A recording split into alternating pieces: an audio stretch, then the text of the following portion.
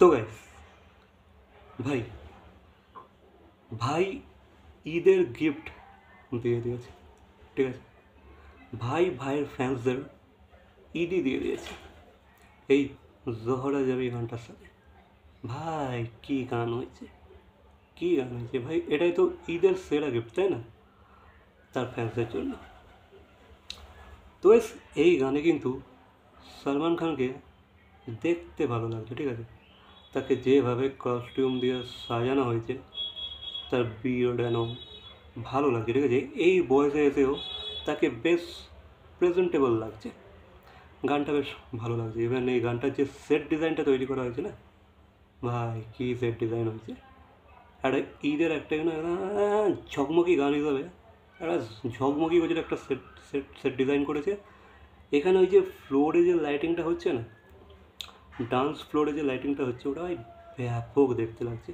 Even এই গানটা কিন্তু ভাই থিয়েটারের জন্য তৈরি হয়েছে, ঠিক আছে, থিয়েটার এক্সপিরিয়েন্স করার জন্য। ওই গ্র্যান্ডার ব্যাপারটা আছে, সেটটা একদম একদম গ্র্যান্ডার ব্যাপার, হেভি হেভি লাগছে। তো লাইটিং থেকে শুরু করে সবার ব্যাকগ্রাউন্ড ডান্সারদের কস্টিউম থেকে শুরু করে সলমান খানের কস্টিউম, রশ্মিকা মন্দানার কস্টিউম থেকে শুরু করে ভাই ব্যাপক লাগছে, ঠিক আছে। গানটা ভিজুয়ালি ফাটাফাটি, গানটা শুনতে ভালোই লাগছে। এবার কে গেয়েছে, কেমন মিউজিক দিয়েছে, ভালো ভাই, সব ভালো হয়েছে। আমার ভাই এই গানটা ভালো লেগেছে অনেকদিন পর, এরকম একটা সেলিব্রেশন গান হিসাবে আমার বেশ ভালো লেগেছে। সো ভাই এখানে রশ্মিকাকেও কী লাগছে ওই ব্ল্যাক ড্রেসটাতে, হেভি লাগছে। এখানে যে কোরিওগ্রাফির কথা বলি, ঠিক আছে, সলমান খানকে দিয়ে তুমি আর কত ডান্স করাবে, তাই না, সে যতটা পারে তাকে ততটাই করানো হয়েছে। কোরিওগ্রাফিও ডিসেন্ট হয়েছে, আমি বলবো না যে খুব ফাটাফাটি লেভেলের একদম এনার্জেটিক, একদম পুরো দুনিয়া সে হাটকে হয়ে গেছে তা না,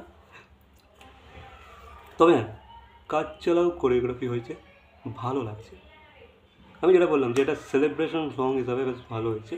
একটা ঈদের ঈদই, এটা সলমান খানের তরফ থেকে ঈদই, ঠিক আছে, তার ফ্যান্সদেরকে। সো আমার গানটা ভালো লেগেছে, শহর জেবি গায়কও বেশ ভালোই গেয়েছে।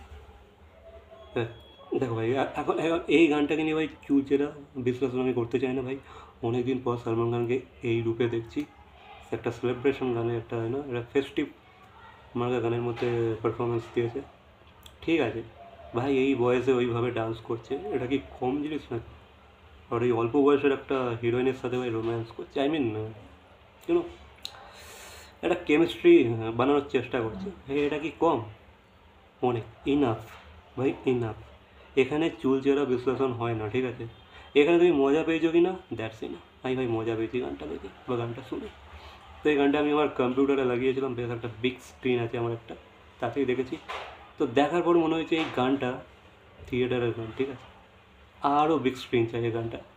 এই গানটাকে একটা বিগ স্ক্রিনই জাস্টিফাই করতে পারবে, এত সুন্দর কালারফুল গান হয়েছে না ভাই, শুনতে ভালো লাগছে, দেখতে ভালো লাগছে। তো আমি বলবো না যে খুব ফাটাফাটি কিছু হয়ে গেছে তা না, তবে হ্যাঁ, কারণ সলমান খানের থেকে এক্সপেকটেশন আমার এখন অনেকটাই কমে গিয়েছে, আগেও ছিল না, এখন অনেকটা কমে গিয়েছে, সেই অনুযায়ী ঠিক আছে, ভালো লেগেছে। বাকি তোমাদের কেমন কী লেগেছে অবশ্যই তোমাদের মন্তব্য কমেন্ট করে জানাবে। ভিডিওটা ভালো লাগলে লাইক, কমেন্ট, শেয়ার, সাবস্ক্রাইব। তবে এই গানটাতে কিন্তু রশ্মিকা সলমান খানকে স্ক্রিনে ভালোই লাগছে, খারাপ না কিন্তু। তো দেখা হচ্ছে পরবর্তী কোনো ভিডিওর সাথে, টিল দেন বাই।